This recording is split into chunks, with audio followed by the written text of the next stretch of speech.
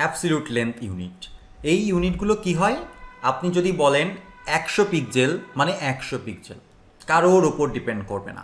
আপনি যদি বলেন 100 সেন্টিমিটার, তাহলে 100 সেন্টিমিটারে যত বড় হয় তত বড়ই সে নিবে, কারোর উপরে ডিপেন্ডেন্ট না, আপনি যা বলবেন তাই নিবে। তাহলে এই টাইপের কী কী ইউনিট আছে? এই টাইপের অল্প কিছু ইউনিট আছে, যেমন হচ্ছে সিএম মানে সেন্টিমিটার, এমএম মানে মিলিমিটার, আইএন মানে ইঞ্চি, পিএক্স স্টার, স্টার বলতে আসলে বোঝানো হয়েছে যে এটাই আমরা সব থেকে বেশি ব্যবহার করি। 1 পিক্সেল সমান কত? 96 ভাগের 1 ভাগ, 1 ইঞ্চির 96 ভাগের 1 ভাগ। তারপরে পিটি মানে পয়েন্ট, মাইক্রোসফটের ডকস যদি আপনি ব্যবহার করে থাকেন, তাহলে মাইক্রোসফট অফিস ডক, সেটা ব্যবহার করে দেখবেন যে ওখানে পয়েন্ট আছে, ওখানে কিন্তু পিক্সেলের হিসাবটা নাই।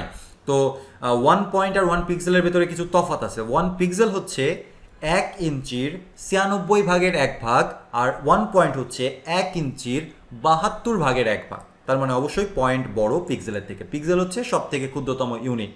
তারপরে পিসি আছে, পিকাস, একে পিকাস বলা হয়। তো এখানে লেখা রয়েছে পিকাস, এটা হচ্ছে 1 পিসি ইজ ইকুয়াল টু 12 পিটি, মানে 12 পয়েন্টে হয় 1 পিসি, তাই না? তাহলে আপনি সাইজগুলো কিন্তু বুঝতে পারছেন। এখানে যে সাইজগুলো রয়েছে সেই সাইজগুলো আপনি যেমন বসাবেন এক্স্যাক্ট তেমনই হবে। যেমন আপনি এখান থেকে ট্রাই করতে পারেন, এখানে ক্লিক করেন, ক্লিক করে ট্রাই করেন যে 1 পিসি সমান আসলে কত হচ্ছে, লাইন হাইট 3 পিসি সমান কত হচ্ছে। এখানে পিসি দিয়ে ট্রাই করেন, পি 1 দিয়ে ট্রাই, পিক্সেল দিয়ে ট্রাই করেন, পিটি দিয়ে ট্রাই করেন। এখানে ট্রাই বাটনগুলো জাস্ট একবার করে প্লে করেন। আর এই যে ইঞ্চি, মিলিমিটার, এগুলো কেন দরকার হয়? আমরা তো পিক্সেল দিয়ে সব কিছু করতে পারি, তাই না?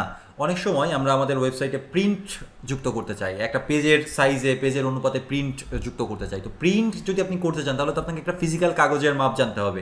আর ফিজিক্যাল কাগজের মাপগুলো কী দেওয়া হয়? সেন্টিমিটার বা হচ্ছে ইঞ্চি দেওয়া হয়। তো এই জন্য এইসব প্রত্যেকটা ইউনিট আমাদের জানার দরকার আছে। সো এমনটা ভাবার দরকার নেই যে না জানলেও চলবে। ইনিশিয়ালি আপনার না জানলেও চলবে, কিন্তু নিয়ার ফিউচার যখন আপনি লার্জ প্রজেক্ট করবেন, বড় কোম্পানির জন্য বড় প্রজেক্ট করবেন, তখন এই ছোটো ছোটো বিষয়গুলো কিন্তু ভুলে গেলে চলবে না, বাদ দিলে চলবে না, তখন এই সব জিনিসপত্রই আপনার দরকার হবে।